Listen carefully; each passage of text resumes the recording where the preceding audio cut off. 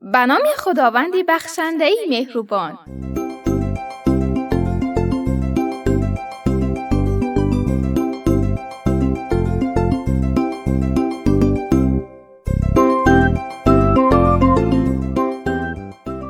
سلام بچه ها. سلام به دوست رویکانی خوبم. خوب هستید؟ پدر و مادرتون خوب هستند؟ انشالله که همگی همیشه خوب و سالم و سلامت باشید. من شهنازه قصه گو هستم. اینجا رادیو مهر در خدمت شما هستم. شنوندگان نازنین، فرشته های روی زمین، برنامه امروزه ما در رابطه با احترام گذاشتن است. داستان امروزه ما نام دارد باغ احترام.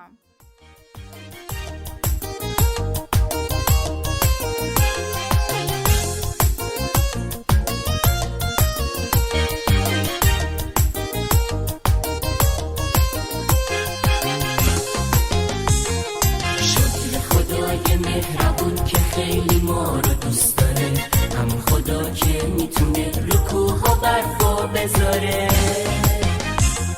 شکر خدای مهربون که شب و روز و آفرید، یه ماه و خورشید و با هم تو دشت آسمون کشید.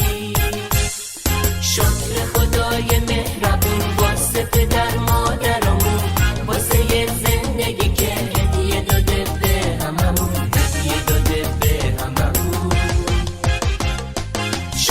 خدای مهربون واسه پدر مادرمون، واسه زندگی که هدیه داده به هممون، هدیه داده به هممون.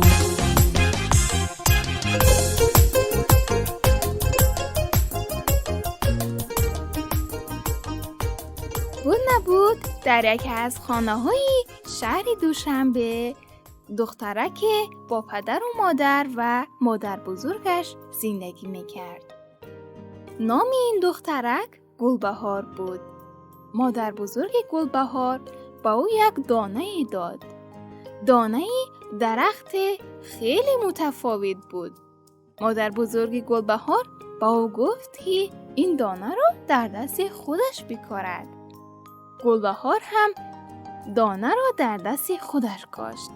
بچه های عزیز، میدانید بعدش این دانه یک بار سبزه شد و جوانه زد و به سرعت قد کشید و کلان شد. شب شد و گلبهار هم به خواب رفت. صبح روزی بعد که بیدار شد، وای، آن جوانه به یک درخت خیلی کلانی تبدیل شده بود.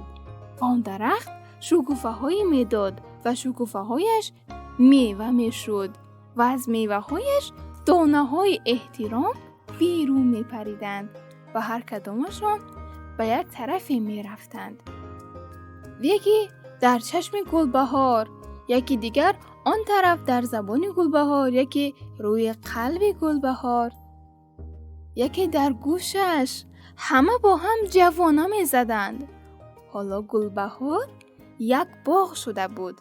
باغ پر از درخت‌های احترام که از میوه‌هایش هم دانه‌های احترام بیرون می‌برآمد. مادر بزرگ گلبهار سالهای زندگیش را گذرانیده بود و خیلی به سختی راه می‌رفت. پدر و مادر گلبهار به او خیلی احترام می‌گذاشتند. گلبهار هم همین طور. گلبهار سعی می‌کرد تا آنجایی که می‌تواند به مادر بزرگش کمک کند.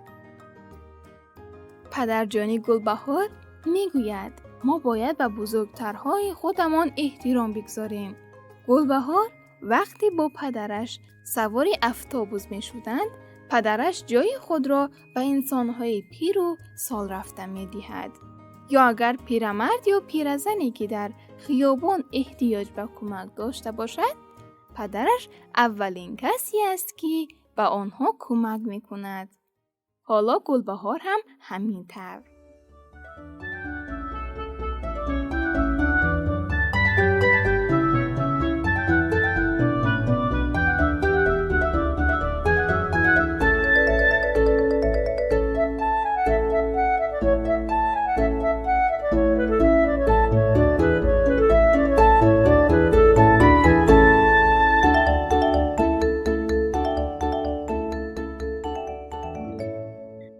بچه‌های عزیز، بیایید ما هم دانه‌های احترام را در قلب‌هایمان، در چشمانمان، در دستانمان، در همه وجودمان بیکاریم تا همه جا پر از احترام و مهربانی شود.